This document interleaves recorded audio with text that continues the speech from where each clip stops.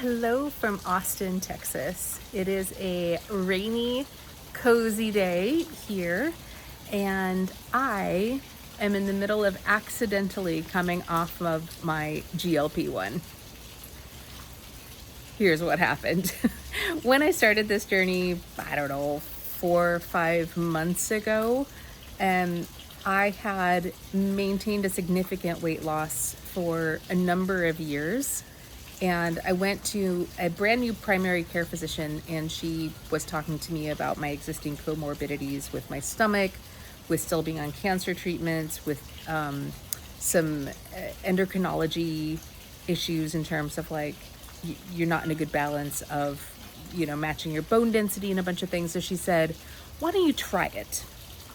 And I was like, okay. And I didn't realize when I said, sure, okay, let's try it, let's see where this goes, that there was a very high pattern of people who came off GLP-1 gaining the weight back. At the time, so let me just take you through my journey so far, just sort of like numbers and time. And then I would love to share what the experience has been like over the past sort of week or two, just sort of sharing in real time what it's like to be coming off it. So when I started my weight loss journey, I started off at 281 pounds. At the time, I had been told by my orthopedic surgeon, my knees were in a lot of trouble and I was having a lot of trouble walking and standing up. And he said, you need urgent knee replacements. You need to lose at least 35 pounds in 2 to 3 months. I don't care how you do it. Go try keto, go do something. But he's like, I am almost to the point where I'm not going to be able to save your knees at all. So that was an external trigger, but a pretty important one. It was like, okay, I can't argue with that. Thank you for helping me keep my mobility. So yeah, I went on keto, did everything possible, got down to about 240 for the first knee surgery. And then 6 weeks later, I was at like 232 for the second. So I did not do them at the same time. They were separated by several months. And then once I was able to like having got on the table, I really kept up with the keto plan in terms of leafy greens and high fat proteins and fat. That got me in trouble because as it turns out, my body cannot absorb that amount of fat. So I eventually started to have digestion problems that I've never seen before. My stomach started getting really upset. I started having more GERD and other symptoms. And I was just really doing my best to sort of keep on the keto plan, but then I was seeing my weight start creep up and I saw that it just felt like my body was falling apart. So then I transitioned over to Noom, which was really very helpful. And from there, that was they did a lot with psychology and behaviors and understanding eating food patterns. It also focused on calorie dense food and eating foods with water. So that was also very, very helpful. And I was able to make it down to around 200 pounds. I think I was in like the very high 190s. Kept exercising. So I had my routine was get up in the morning, go for a walk. I would take our dog Skelly. We would go walking to what we call his school. So he's a barky dog during the day, so we can't really work with him around. So we would walk there. I would come home. I would do some sort of exercise where I would sweat, get my heart rate up. There was some resistance training. And whether it was 10 minutes or whether it was 20 minutes, I would get that in the morning, and then I would have food tracking, water tracking. I would have already hit my exercise goal, but then I'd try to get the balance of 10,000 steps every day. And it was doable and it was workable. And then I got breast cancer. And so I was, or at least I'm going to say I was diagnosed with breast cancer because it was probably growing. So between the surgery, between the radiation treatments, it just interrupts your routine. It interrupts what you can eat. It interrupts what feels good, what tastes good. And then in parallel, I discovered an issue with my stomach and an issue with my gallbladder. So within 6 months of having my breast cancer surgery, I had a stomach surgery. And from there, my guts, while healing, just felt like they went completely out of whack. And in the meantime, I was taking a long-term medication for my breast cancer, which wasn't just sort of cementing the fact that I was in menopause. It would put me into a deep menopause, which meant that my estrogen levels were not just low, but super low because the type of the cancer that I was on fed on estrogen. But it affected my voice. It affected, again, what foods I could eat. Due to the radiation surgery, I would get these like crazy racy heart palpitations. I would get inadvertently tired. It was just, everything felt like it was going amok. And in the meantime, I didn't want to let go of all the progress that I had made to date. So over the next sort of few years, I was plateauing, going up, getting refocused, coming back down, trying to find the foods I could eat. And I hadn't yet heard of this thing called a FODMAP diet, which I will come back to in a future section. But overall, like, I was able to sort of navigate maintaining a weight loss that held me between like 200 to 220 and then coming back down. And I was able to do that for several years. Then came time for my new primary care physician. First meeting with her, she talked about my history, introduced GLP-1 and said, why don't you try it? And I said, sure, why not? So that's how I started. And I was really able to say, like, I was pretty stable in terms of keeping off 70 to 90 pound weight loss, just ebbing and flowing for a number of years. Once I started the GLP-1, it was fascinating. And it was good that I went into it without having asked about it, I think, because I could really stay curious with what everything felt like. So part one, I was not hungry. And one of the things that my primary physician said is, she said, yes, your digestion is going to slow. Everything is just going to slow down.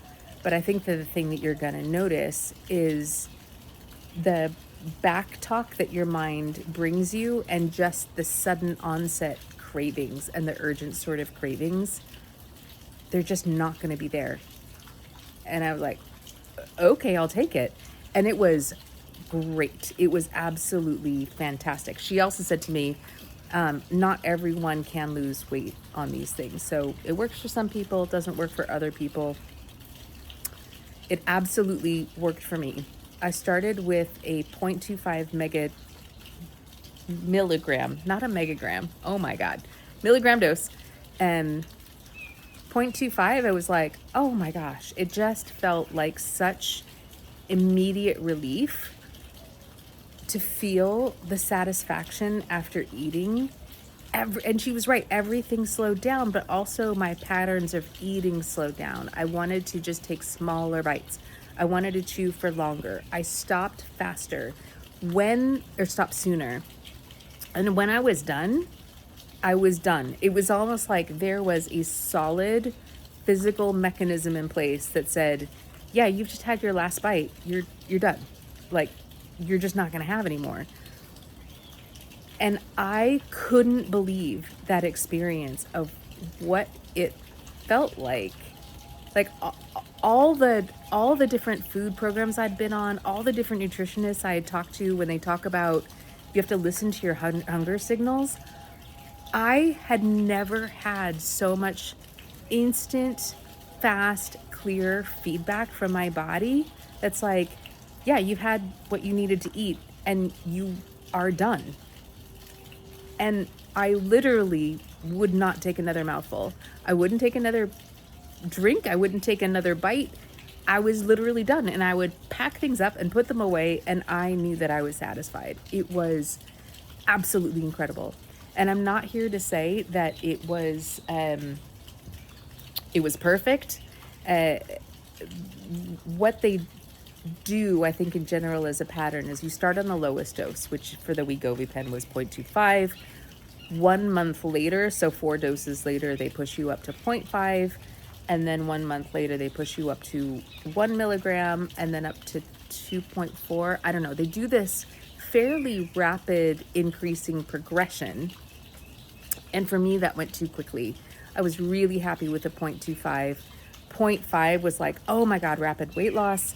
And then when I went up to 1, I all of a sudden got so nauseous. And this wasn't in the first week. It was the 3rd week. They give you treatments of 4 months each for each progression. So the 3rd week of having progressed up to 1 milligram, I was sick as a dog. I was so ill. I was migrainey. I was nauseous. I was barfing. It was tremendously bad. And I had to go back to the doctor. She had to give me anti-nausals. It was painful. It was a mess. We backtracked to the 0.5. And my body was like singing, so stinking happy. It was great. Then came my last dose, which was a few weeks ago. So we're still in February when I had my last dose, and I am not able to get into my doctor to have another chat with her until March 25th. And I probably could push it. I could probably reach out to be like, can we extend, or can I pay, or can I something? But I thought, you know what? I've been so worried in the back of my mind, wondering what's going to happen when I come off of GLP-1. What is this going to be like? Am I going to be able to maintain my weight loss? How do I know what's happening? So I sort of decided I'm going to let this ride and learn about, okay, what happens if I don't have this support anymore? Here I am. So week 1 of not having the support anymore was fine. And I thought, oh, maybe I have this crazy biology that's like, it learned everything by now. No, that's not true. It just, there's a long delay of how you come off it. So well into my 2nd week, I was still functioning as if I had slower digestion, really in charge, full signals. And then about 3 days ago, the cravings started coming back hard and heavy. I was craving my favorite cookies. I was craving ice cream. I wanted to eat more. I was all of a sudden just finding I was thinking more about food. And I cannot tell you for absolute certain of, is this a placebo effect of me knowing that the GLP-1 is running out and I'm like, my brain is sort of getting ahead of this, or if this is an actual physiological change. But that is something that I noticed. And so I'm trying to support myself with more glasses of water, eating fiber, exercising, and getting used to it. But I am already seeing some other changes back in my body, which is the heart palpitations that were coming after radiation. Those has been tamped down while I was taking the GLP-1. All of a sudden, they're back this week. When I was standing in the voting line this week, I had 3 episodes where my heart just sped up really quickly. And I know that has to do with the way that I absorb nutrients. So it was very interesting to see that coming back fairly quickly. And I'm okay. I've had it all completely checked out by cardiologists and stuff. This is just, it's a remnant of radiation therapy and not necessarily being able to absorb my nutrients the way that I did when I was younger and before this treatment. So it's benign, but it's annoying. So that has come back. In terms of my gut, a lot of people get stopped up when they get on GLP-1, but I had the opposite effect. And I am noticing now I'm blocked up coming after this. So that's a good time. And what else am I noticing? Yeah, I think just more cravings, more hunger, the nutrient absorption with the heart palpitations are back. And that's kind of it. Yeah. So that's what it's like just coming off of GLP-1. If you have had a similar experience, if you have questions about it, please let me know. I'm definitely in experimental phase over the next sort of few weeks. So if you have questions about anything, let me know. But I'm going to ride this out and I'm going to see how I feel. I'm going to journal and see how I can support myself and what actually happens to my body in all of this.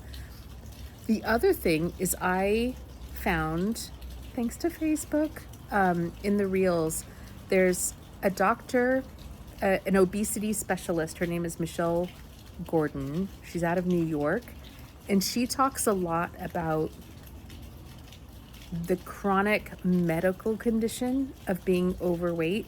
And I've never heard anyone talk about this like she has.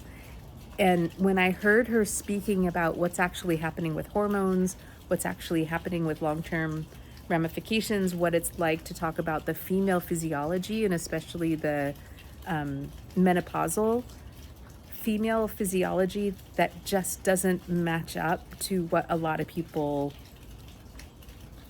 when I say a lot of people, what exactly do I mean? The rote standard to lose weight, you got to eat less, you got to move more, period. She talks more about why that isn't the whole story when it comes to being a woman, especially a menopausal woman. Oh, it's such a relief. So go find her. I will link one of her videos below, but I have found so much solace in listening to her and listening to her medical approach. I was like, oh, finally. I haven't listened to all of her stuff, but it was just a relief. So I'll share her stuff there. And yeah, that's it for me. I wasn't planning on talking about it this week, but all of a sudden it just seemed pretty urgent. I hope it helped. Thanks. Till next time, if you want to write me at whatsshakenbillyg@gmail.com or write comments in the video. Talk later, guys. Have a good week.